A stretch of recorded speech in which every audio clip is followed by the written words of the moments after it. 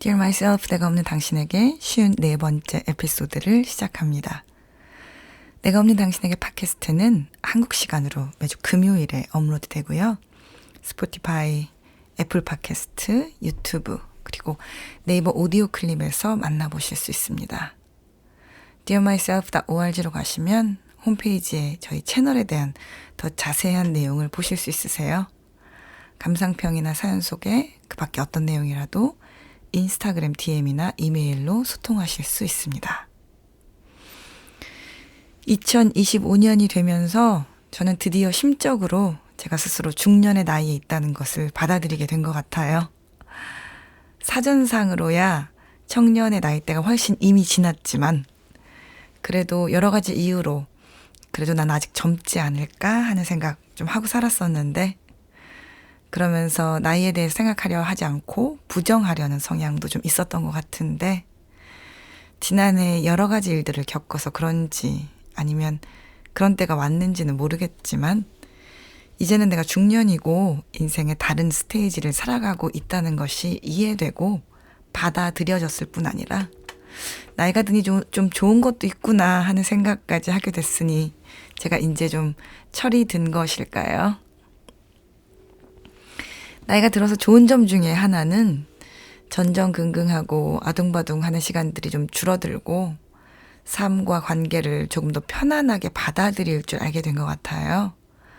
그러면서 내가 그렇게 인생과 관계에 대해서 고통스러워했던 이유 중 하나가 내 안에 있는 기준과 기대치가 전혀 현실적이지 않았다는 것을 좀 깨닫게 되었다고 할까요?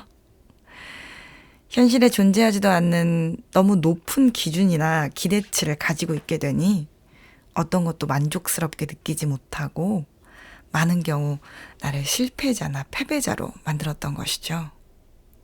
하지만 인생을 돌아볼 줄 아는 나이가 되어보니 제가 겪었던 많은 일들이 실패나 패배가 아니라 인생을 사는 사람이라면 응당 겪어야 할 일들이었던 경우가 많았더라고요. 시험에서 좋지 않은 점수를 몇 번 받는달지, 원서를 낸 여러 곳에서 불합격 소식을 듣는달지, 일을 배우면서 정보가 누락된 이메일을 보낸달지, 운전면허 실기시험을 한 번에 패스하지 못한달지, 이런 일들은 돌아보면 일을 배우고 성장하기 위해서 겪을 수밖에 없었던 일들인데 왜 그렇게 그땐 인생의 패배자처럼 나를 대했는지 그때 나의 마음에게 미안하기도 합니다. 이제는 능숙하지 못하고 잘해내지 못하는 모든 부분들에 대해 틀렸고 패배자다라는 기준을 많이 거두어 드리고 인생의 영역이 좀 많이 편안해진 것도 사실이지만 사실 아직 나도 모르게 세상에 없는 기준으로 나를 괴롭히는 부분들이 불쑥 올라오기도 하고요. 또 제가 상담실에서 만나는 내가 없는 당신들이 가진 세상에 없는 기준들을 보면서 안타까운 마음이 들기도 합니다. 제가 상담실에서 만나는 분들의 대부분은 자신이나 자신이 사랑하는 사람들에 대해 거의 불가능에 가까운 기준이나 기대치를 가지고 계신 분들이 많은 것 같아요. 왜 우리 애는 스스로 공부를 못할까요? 왜 우리 남편은 돈을 쥐꼬리만큼밖에 못 벌어올까요? 왜 우리 아내는 청소를 잘 못해도 집이 늘 지저분합니다. 이렇게 말하는 사람들의 이야기를 한두 번이 아니라 몇 달 그리고 몇 년을 듣거나 그들의 가족이나 친지가 함께 상담실에 등장하여서 실제로 어떤 일들이 일어나고 있는지를 좀 들여다보게 되면 실제로 그 집이 그렇게까지 지저분한 것은 아니고 남편의 월급이 그렇게 깜짝 놀랄 정도로 작은 것도 아니고 아이가 반에서 꼴등을 하는 것도 아니라는 사실을 이내 알게 됐죠. 현실적이고 전체적인 관점에서 보면 사실은 각자 자신들의 삶을 완벽하지는 않지만 나름대로 열심히 살고 있는데도 비현실적인 기준을 세워놓고 그래서 그 기준에 잘 부합하는 사람이 매우 극소수거나 없음에도 불구하고 그 기준에 부합하지 못하는 자신이나 가족을 그렇게 못마땅하게 느끼게 되는 것이죠.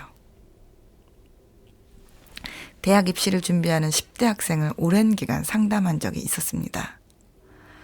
높은 기준점으로 인해서 본인이 원하지 않는 학점이나 점수가 나오면 세상이 무너지고 죽을 것 같은 불안감과 고통으로 여러 가지 힘든 시기를 겪고 있었죠. 잘하고 있다, 학점이 다가 아니다, 대학이 인생의 전부가 아니다, 이런 말들이 전혀 소용이 없는 것처럼 느껴지더라고요. 그런데 몇 년 동안 상담을 하면서 알게 된 사실인데, 자식이 귀한 집에서 어렵게 태어난 이 아이는 부모뿐만 아니라 양가에서조차 매우 귀하고 소중하게 다루어지며 부모와 양쪽 조부모의 과도한 사랑과 도움으로 어려운 일은 거의 경험하지 못하고 자라게 되었더라고요.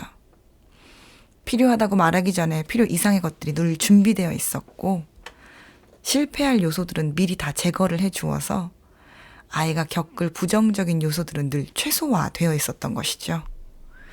그런 식으로 자라다가 대학 입시를 앞두고 자신이 생각했던 것과는 달리 모든 과목에 자신이 원하는 학점이 나오지 않자 이 친구는 처음으로 인생의 좌절을 제대로 경험하게 되는 것 같았습니다. 그리고 이러한 좌절을 감당해낼 어떤 연습도 사전에 되어 있지 않은 상태에서 멘붕이 오게 된 것이죠. 물론 극단적인 이야기일 수 있겠으나 먹고 사는 것이 문제였던 세대를 지나 자식들은 그 걱정 안 하고 행복하게 살기를 바라는 부모 세대 밑에서 자란 저도 인생의 기본이 행복인 줄 알았었습니다. 공부 잘하면, 대학 잘 가면, 좋은 직장 가면 행복하게 될 거라는 말이 부모님뿐 아니라 온 세상이 거듭해서 저에게 그것을 믿게 했죠. 하지만 지금도 또렷이 기억하는 것은 좋은 직장에 갔을 때도 박사학위를 마쳤을 때도 제가 예상했던 행복은 오지 않더라고요. 감당해야 하는 고통의 종류가 좀 달라지기는 했어도 제 인생의 어느 지점에서도 고통이 싹 사라지는 상황은 오지 않았었고 행복으로만 가득 찬 지점도 오지 않더라고요.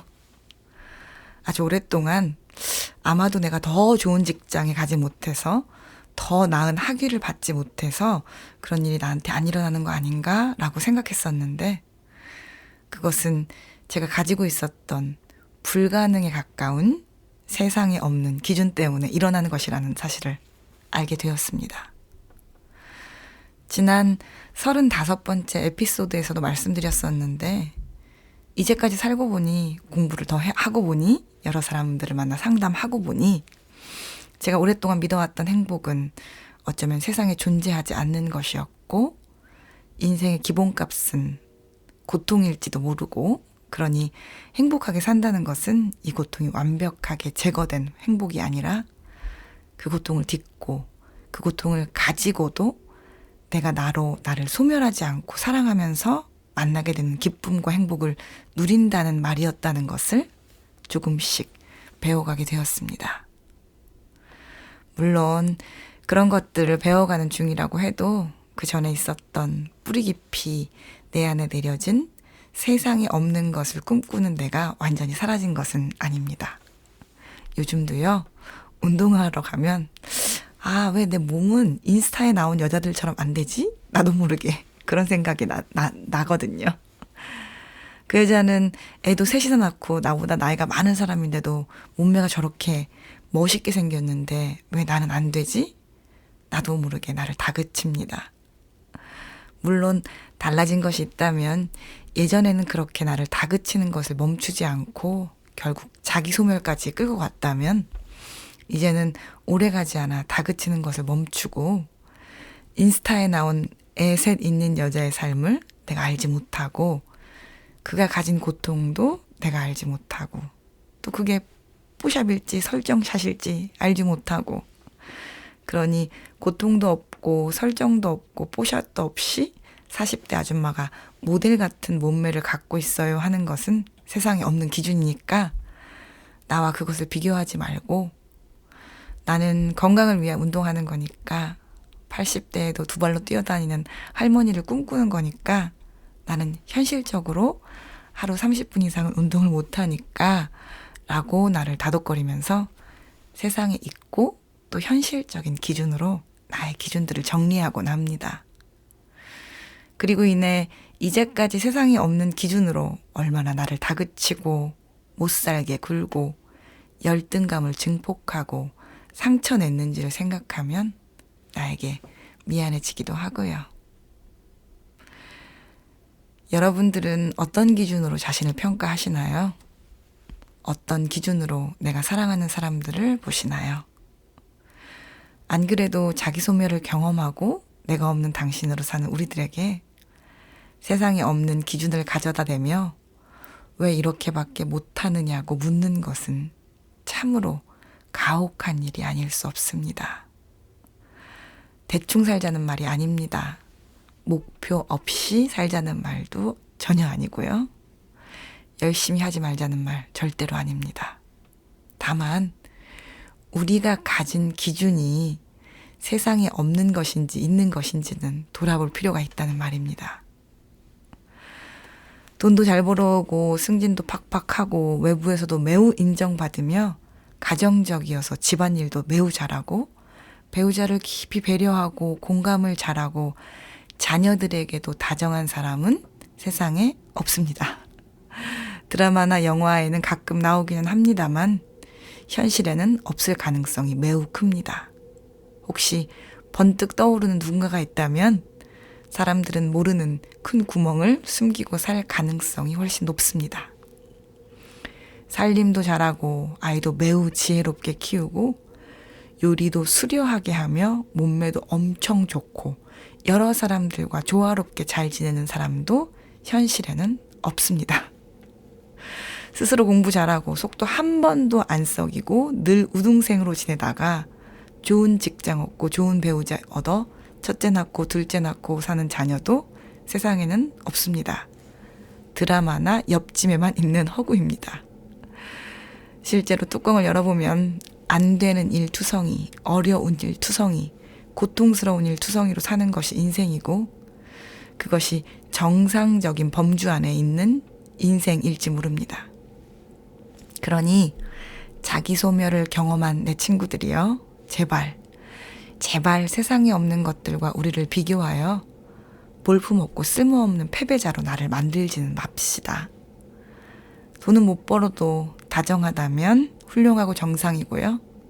몸매는 좀 망가졌지만 애들 잘 키우면서 살림 잘하려고 노력하면 훌륭하게 하고 있는 것이고 집은 좀 엉망이지만 저녁 식사 자리에서 평안하게 가족들과 웃으며 식사할 수 있다면 인간적인 것입니다. 세상에 없는 기준으로 말고 일단 내가 서 있는 그 자리가 매우 정상이고 현실적이라는 것을 먼저 받아들이고 만일 조금 더 성장하고 나아지고 싶은 마음이 드는 부분이 있다면 세상에 없는 기준 말고 정상적인 범주에서부터 시작해보면 어떨까요? 실수 없이 얻어지는 기술은 없으니까 실수 많이 하면서 실패 없이 얻어지는 성공은 없으니까 실패를 적극적으로 맞이하면서 열심히 시행착오 겪어내면서 우리는 현실적으로 인간적으로 그렇게 성장해 가보면 좋겠습니다. 우리는 자기 소멸을 감내한 몸과 마음을 가지고 사는 내가 없는 당신들이니까요. 여러분의 한 주가 세상에 없는 것들과 비교하는 괴로운 한 주가 되기보다는 지금 나는 매우 정상이다 하고 나를 받아들이고 나를 응원하고 그럼에도 불구하고 한 발짝 더 가기 위해 적극적으로 삶을 마주하는 한 주가 되시기를 소망해 보면서 오늘은 여기까지 할게요. 오늘도 끝까지 함께 해주셔서 감사합니다.